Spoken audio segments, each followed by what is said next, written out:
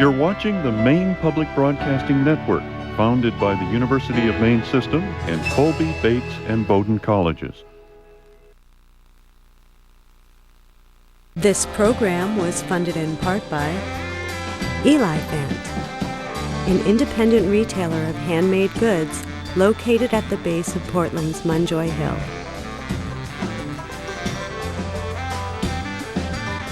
Additional funding has been provided by Port City Music Hall, a live music venue located in the heart of the Portland Arts District and a proud supporter of local music.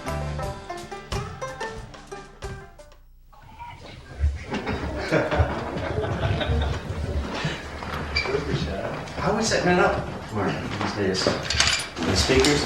Yeah, we'll put the speaker cabs in there, just like recording. We'll put the heads out here if you'd like. Okay. I think you're going to be standing in here. Okay. And we're going to have Neil standing over here.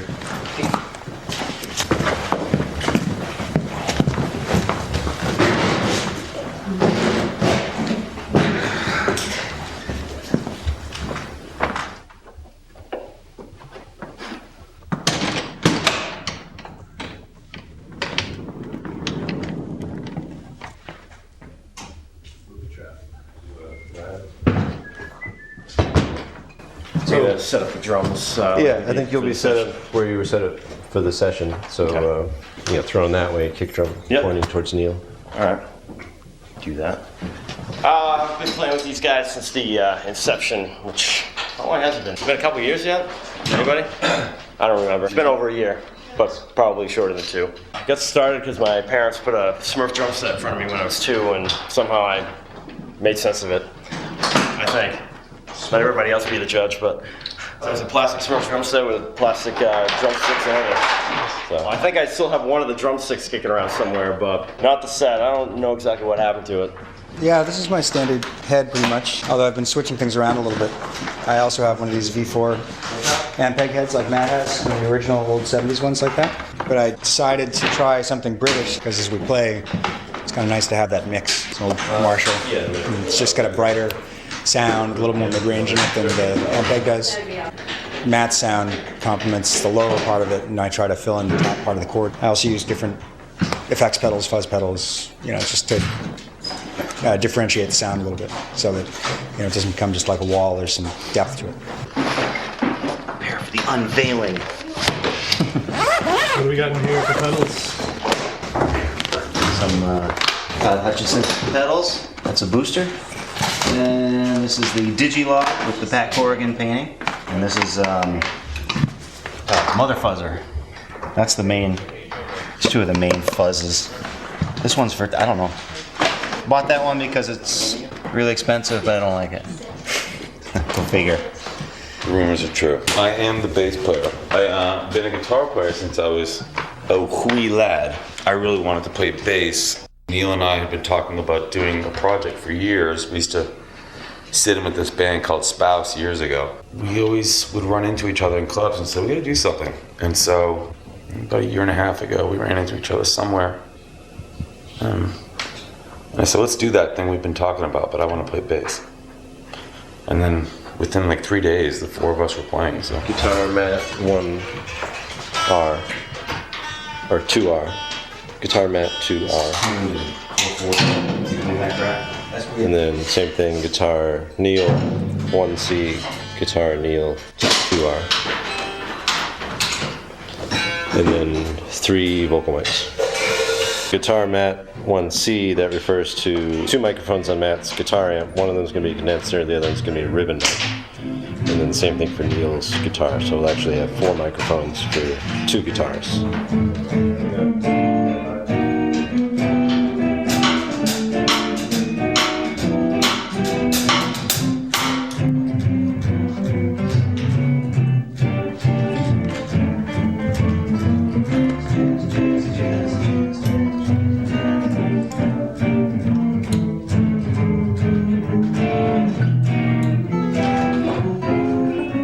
There's 2 guitar cabinets in here, and we're going to use 2 mics on each cabinet.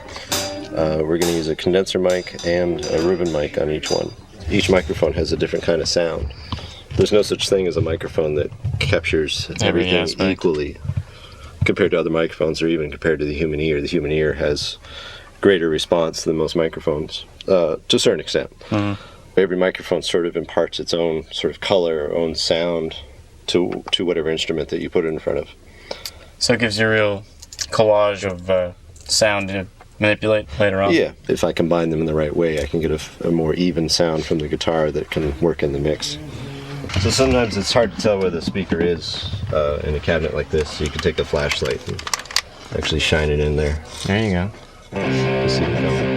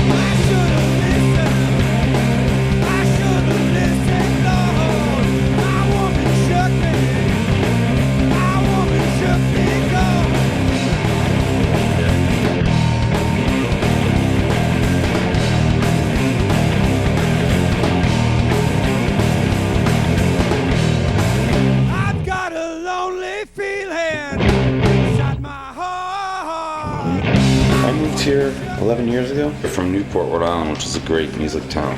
I was doing some bands down there, and there used to be a band up here called Boots Thumb, and I hooked up with those guys after their band split. And we formed the band, and I moved up here, and then that band blew up after 6 months or something like that, but I stayed 'cause it's a great town, great music city. But I've lived all over the country. This town just has something honest about it. It's a great place to live and certainly be a musician.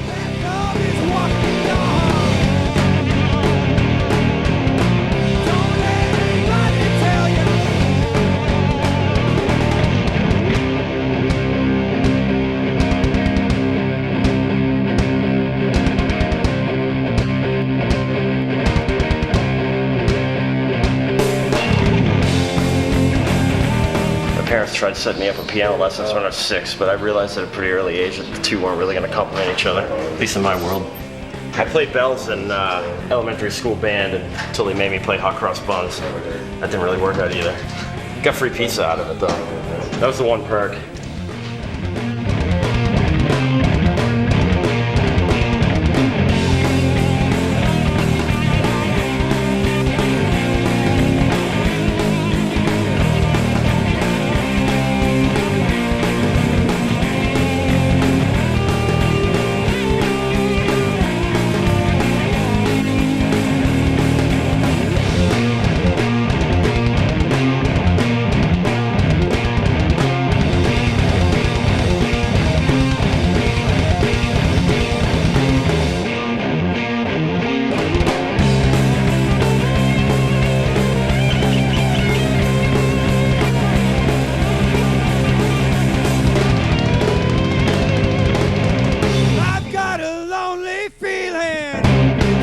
All of our amps are tube. The bass amp is tube. The guitar amps are tube. The reason why we prefer tube amps over solid state amps is that they have more of a give to them when they're turned up. You know, they compress a little bit. They give you more what some people call finger touch. You know, whereas the notes are more responsive to how you play the guitar as well as just strumming the chords. You don't get that sort of feedback from a solid state amp. Not that I've played anyways. Plus, just the old gear sounds like the bands we like.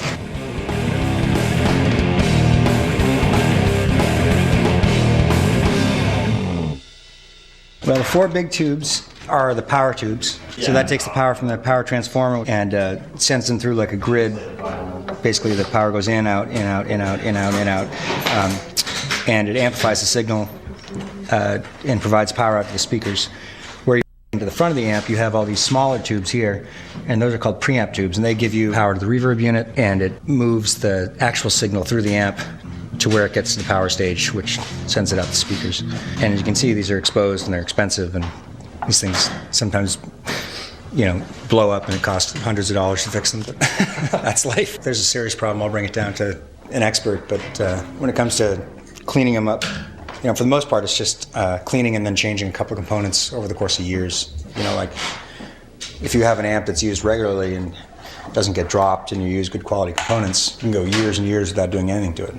And this is a good example of that. These older amps, they're built to a standard you couldn't even afford to build anymore.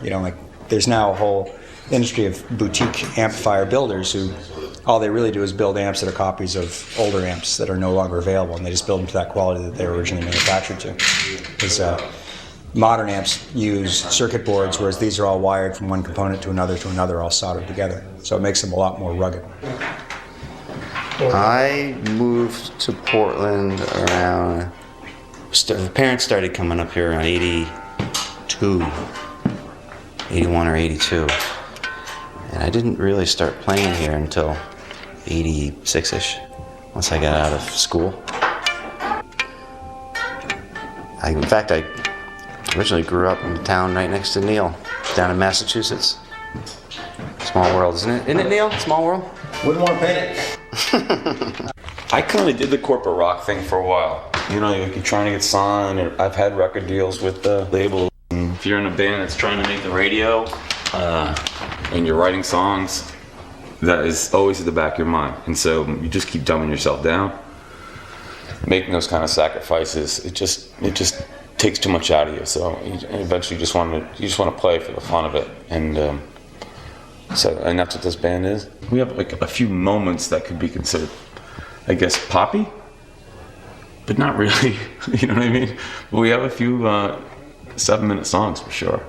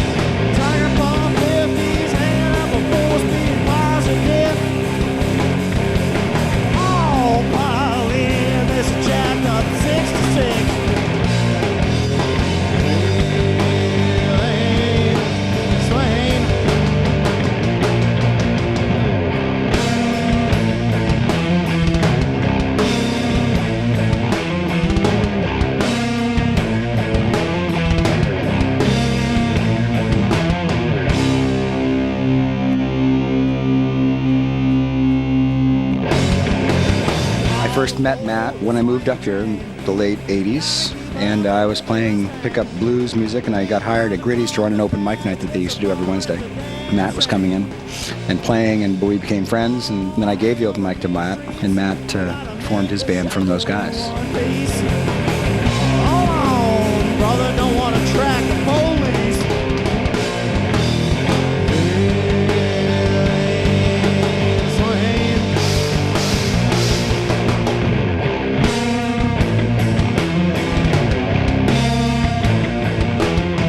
And your band was King Memphis, right? Well, originally called the Memphis Mafia. Oh, that's right. You got sued, right?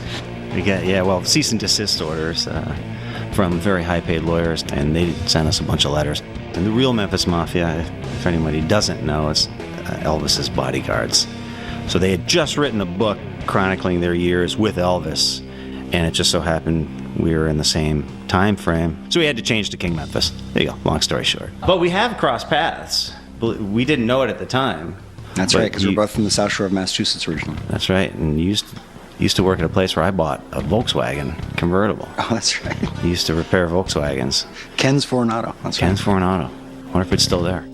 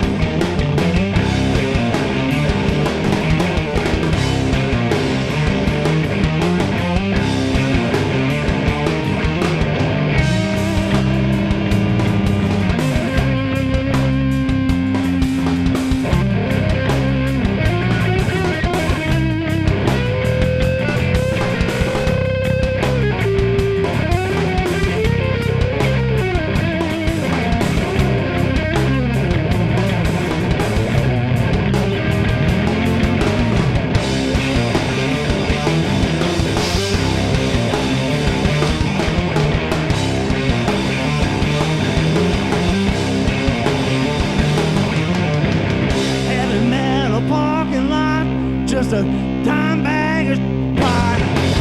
Mom done told me not to hang around with this lot.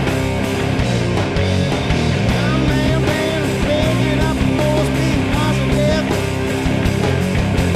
All power in this jacked up 66.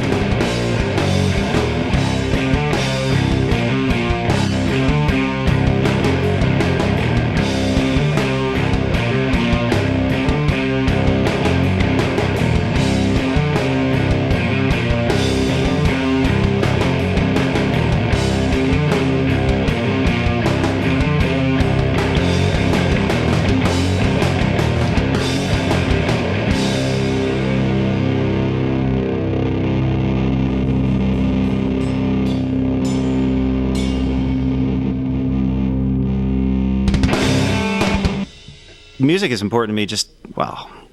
I don't know. It's just always something I've done. I've been playing guitar since I've been age 10. So I just need to do it. If I'm not doing it, I don't know. I get bored. I don't know what else to do. I've been playing music as an unpaid profession in the city since 1989. I've played in many bands over the years. I played in Twisted Roots as their bass player, Lincolnville as the bass player and backup singer, Elder McCrim as guitarist. Nick and I played in a band called Spouse together for a while. During the metal years. During the metal years. Spouse metal years. They have a lost record called Valkyries. It's very good. Brian also plays in Pig Boat. Yes, that's right. The band that will not let me in it. Yes. Nick's been trying unsuccessfully to join Pig Boat. Yeah, I've been doing that for almost 4 years. Been playing with Nick in various incarnations for it's about the same amount of time, 4 years. And that's about the extent of my Portland foray. I still live in New Hampshire, so I'm an import. You get the commuter award. Yes. For sure. Brian drives like an hour and something each way to rehearsal. About an hour. Does he? That's amazing to me. That's what I do, you know. You can drive an hour to go to a restaurant, and I just drive to practice a couple times a week. Who drives an hour to go to a restaurant, man? Brian. Maybe I have, but Maybe. Must be a good restaurant. That's a big sacrifice, and we appreciate it. I actually just signed up to do some school, so that will occupy some of my time. But yeah, it's my routine now. It's in my blood. It's what I do. And if I don't play drums, and something's missing. That's a very good point, though. Actually, there's been periods where I haven't played in bands, and you just get used to doing it, and you enjoy it, and it gives you something in your life, whatever that release is. It's hard to describe or to pinpoint, but I definitely feel more anxious when I'm not doing it. I know that my wife could say that I'm a much happier person when I am, despite some of the ridiculous hours and all that stuff. But I don't know. I guess it's just what you do. My dad's 73, and he plays every weekend, 3 gigs a weekend, playing jazz. Has for as long as I've been alive, and did for 10 years before that. Just has always done it, always will. I guess maybe I'll be the same.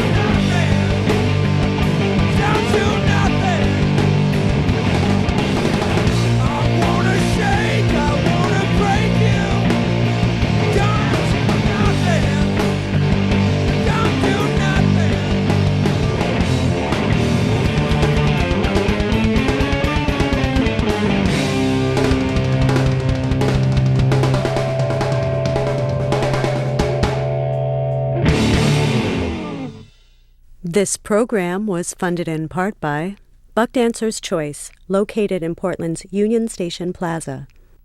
Additional funding has been provided by